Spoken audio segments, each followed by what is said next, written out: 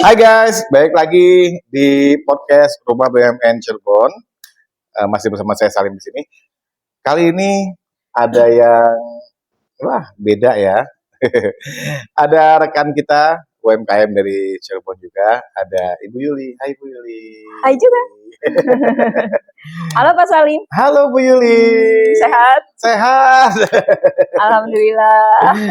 Ketemu lagi nih Pak ya. Ketemu lagi, kita sering ketemu Bu ya.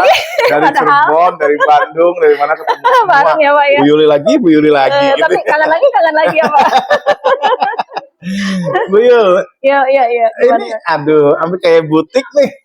Keren banget ya. Menuju Pak, menuju. Ya, Pak. menuju butik ya, luar biasa itu ya. Insya Allah berusaha Pak. Bu Yul, asli Cirebon. Asli Pak, alhamdulillah asli Cirebon. Gitu. Iya. Orang tua di Cirebon. Orang tua Cirebon, alhamdulillah. Terus suami orang Cirebon asli juga. Kuningan Pak. Alhamdulillah Kuningan. Jadi kalau ada mudik-mudik dikit lah Pak. Ada ya, jadi mau kemana, mau mudik gitu setengah jam. Mau mudik nih setengah jam gitu ya. Yang penting keluar dari rumah Pak. Bu Yul, apa namanya itu, Bu Yul berbisnis ini bersama suami atau suami punya kerjaan? Awalnya punya Pak, suami punya kerjaan, tapi ya balik lagi ke alasannya mungkin sama dengan yang lain. Gara-gara si pandemi itu loh. Akhirnya COVID, kan, jadi kurang ajar kami ya, hitam ya. lagi ya kan. Nah, jadi ya sudah umum ya. Suami off, aku juga waktu itu, aduh nggak ada kerjaan apalah, gabut gitu kan. Akhirnya sama suami, udah yuk kita bikin sesuatu yang kira-kira coba tuh nggak ada gitu kan. Akhirnya tuh kepikiran waktu pameran Inakraf 2019 ya. Waktu itu pertama kali ngeliat kain ekoprint, aku benar-benar jatuh cinta banget sama kain ekoprint. Iya, waktu itu motifnya daun jati Pak. Saya nggak sama sekali. Itu produk mana tuh? Saya nggak paham tuh. Tapi ngelihat ini ekoprint gitu saking excited ya. Ini apa Bu gitu kan. Saya dibawa sama Ibu Kabit waktu itu. Kabit, oke. Iya, Ibu Kabit dulu sebelum DKUKMPP ya, namanya apa ya, masih Indak mungkin ya. Kata Ibu, ini apa ya gitu. Kok batik apa gitu kan, baru lihat. Itu kain ekoprint Mbak Yuli katanya. Oh gitu, akhirnya pas WFH ya, kepikiran itu loh Pak. Saya pengen ngebatik, tapi saya nggak bisa gambar gitu kan. Nggak ngerti gitu waktu itu kan, belum paham tentang batik juga. Akhirnya coba deh, waktu itu aku ngeliat ini deh gitu kan, ekoprint. Akhirnya aku buka Google tuh Pak, gimana ya caranya gitu. Ternyata dengan ilmu yang ada tanpa tutor Pak, tanpa guru, saya coba iseng aja kan ya, biar ngisi waktu juga gitu. Tapi akhirnya gagal. Tapi itu nggak ngilangin semangat Pak. Saya kira akhirnya berhasil. Akhirnya gagal. Tapi justru itu Pak, justru itu yang aku upload gitu kan. Gitu. Aku cari-cari di sosmed, mana bisa sih gagal. Iya, gitu ya. aku biarin deh dibully gitu kan. Aku posting aja di komunitas gitu. Akhirnya ketemu komunitas ekoprint kan. Aku posting aja, biarin deh dibully, pasrah gitu. Tapi yang penting dapat masukan yang bagus gitu kan. Aku kurang apa dan harus bagaimana gitu. Ternyata sesuai ekspektasi Pak. Saya upload di Facebook, ternyata nggak ada yang ngebully, alhamdulillah, malah kasih support, malah kasih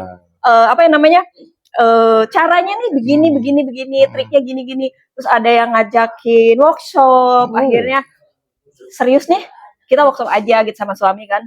Akhirnya workshop deh Pak pertama kali itu kan. Terus 1 bulan kita belajar, alhamdulillah dari situ tiba-tiba ada pelanggan jahit Pak ke rumah gitu kan. Ada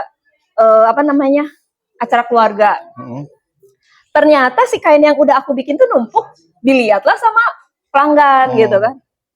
Ternyata dia suka dan dibeli. Nah dari situlah Pak timbul kepercayaan diri gitu kan, bahwa produk saya punya nilai jual ya gitu kan. Produk saya bisa mencuri perhatian orang gitu, tertarik dengan karya saya. Dari situ kita mulai ada kepercayaan diri dan ada modal Pak seenggaknya, ya kan? Nah, jadi penjualan pertama kali itu dibuat modal awal lah Pak untuk Swarna Alam, begitu. Gitu. Waktu itu sudah buat Swarna Alam. Waktu itu belum dapat nama Pak, masih bingung namanya apa gitu kan. Tapi berselang beberapa nggak ada 1 tahun, saya ketemu dengan Bank Indonesia. Dari situ mulai diarahkan, ada pembinaan, muncullah ide apa ya? Ternyata tiba-tiba ada Suara Alam. Oh, gitu. Gitu. Bu Yul, waktu itu kan gini, pandemi, suami nggak kerja, Iya. ya kan, terus Bu Yul juga tidak ada penghasilan, Betul. kan, terus memulai satu usaha kan itu, apalagi usaha yang Bu Yuli pengen geluti ini waktu itu ya, itu kan membutuhkan modal yang bukan sedikit, gitu kan, Iya. karena tahu sendiri kan kalau kita ekoprint kan Betul. bagaimana modalnya. Nah itu Bu Yuli berpikir nggak apa harus membuat kain ekoprint atau Bu Yul mencoba membuat apa dulu gitu sebelum Waktu itu ekoprint? yang ada cuman semangat untuk bisa bertahan lah Pak, untuk mencari peluang pada saat kondisi yang nggak mendukung kan, semua tiarap, aku malah jungkir balik Pak Salto, ya kan, seenggaknya nggak ada omset dari suami off, aku juga sama aja, tapi kebutuhan tetap harus gitu kan, tapi Allah kasih jalan buat saya, kasih semangat buat saya dan suami, kita coba dan memohon kepada Allah, mohon diberikan jalan yang termudah dan dikirimkan pembelinya untuk kain saya. Ternyata Allah kirim Pak. Kan Allah itu gimana prasangka hambanya dong gitu kan. Saya berprasangka baik waktu itu sama Allah. Saya wajib ikhtiar aja. Allah yang kasih rezeki buat saya. Itu awalnya, akhirnya berjalanlah. Mendapat pembeli pertama itu perasaan Ibu gimana sih? Aduh, akhirnya luar biasa sekali dapat modal Pak. untuk iya, akhir itu pertama kali cuman beli kain itu 10 lembar Pak. Dengan uang sisa, tapi kita yakin dulu gitu kan. Saya yakin insya Allah jadi peluang buat saya. Walaupun ini hanya tahap belajar gitu kan. Tapi belajarnya itu kan awalnya saya ikut workshop ke orang Jogja. Nah dari situ. Di situ suami Ibu kan notabene kan baru, maksudnya iya, berhenti dari baru proyek. berhenti dari proyek, baru apa, wajar ya kalau laki-laki biasanya, terus istrinya, aduh udah kayak gini macem-macem lagi, itu gimana sih suaminya pas Alhamdulillah banget Bapak suami aku itu mendukung ya. Apapun yang saya lakukan untuk keluarga itu support 100%. Saya nggak pernah mendapat hambatan ya, intinya gitu, semuanya disupport sama suami, dapat ridho suami, yang itu juga modal saya dalam usaha Pak. Ridho suami, ridho Allah juga ya kan.